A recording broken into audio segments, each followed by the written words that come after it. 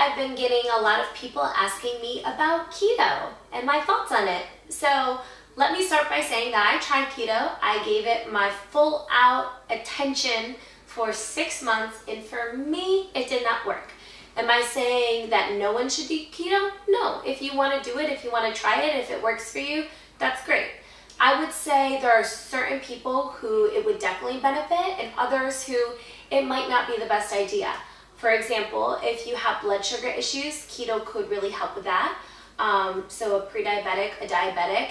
At the same time, if you are diabetic and your insulin is constantly high and if your body is inflamed and your blood sugar is always high, then at the same time, keto may be a little bit tricky for you. So it's really a case-by-case basis.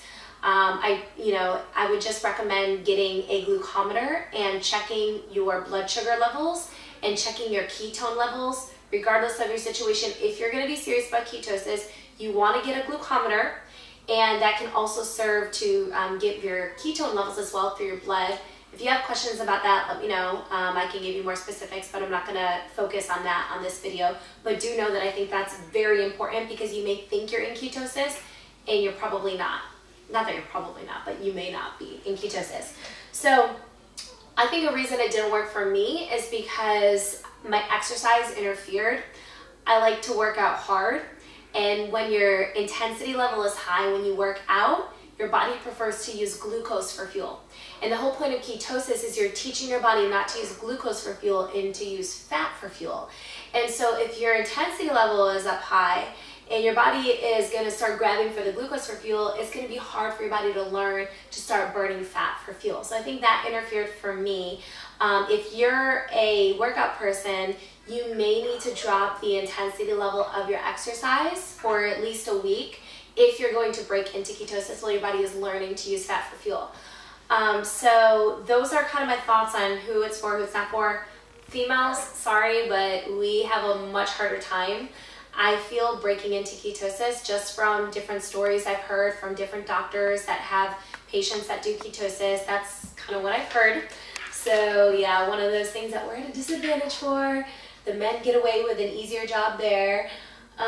Okay, the next thing that I wanted to say, advice-wise, if you are doing ketosis, I think that you absolutely should track your macros for maybe the whole time you're doing it, maybe until you get the feel for it, and then you can kind of know intuitively how much you're eating, because it's super important to get your grams of carbs, proteins, and fats right, so your macros right.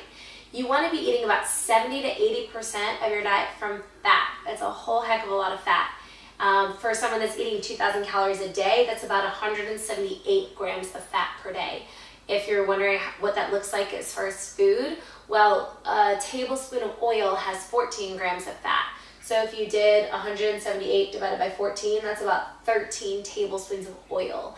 Now, you're not, of course, going to be getting, and that's per day, you're not getting all of your fat from oil. You're going to get your fat from fatty meats and stuff like that. My dog may bark in the background, just kind of ignore that. And so even though you're not getting all your fat from oil, you're probably going to be adding like a couple tablespoons of oil to each meal. Your protein, you have to get that in check, because if you eat too much protein, then you get bumped out of ketosis. This is something that people struggle with a lot. For someone that's eating 2,000 calories a day, that's going to look like about 75 grams of protein. So if you're eating about 4 times a day, that's going to be between 15 to 20 grams of protein per meal. If you're going over that, then it's even more important to check your glucose and ketone levels to make sure you're not bumping yourself out. And from carbs, only about 5 to 10% of your daily calorie intake should come from carbs. So for, again, 2,000 calories a day, that looks like about 25 grams of carbs. Super important to make sure you're getting fiber in your diet. And typically, this is kind of tricky, someone should be getting between 25 to 45 grams of fiber per day, depending on if it's male or female. Male, obviously, closer to the 45 per day, female closer to 25.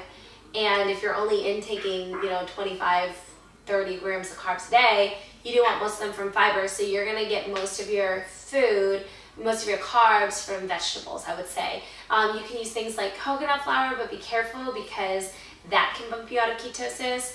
Again, the glucometer and the ketone reader is going to be super helpful so you can make sure that you're staying in ketosis. I think those are kind of all of my essentials that I wanted to tell you for ketosis. Now I will say this, even though I've been off of keto for a little over a half a year now, I did take about a 4-day period where I decided to do a bone broth and vegetable and oil fast, where that's all I ate was bone broth, vegetable, and oils. And I actually really liked it. So I did bump into ketosis from that.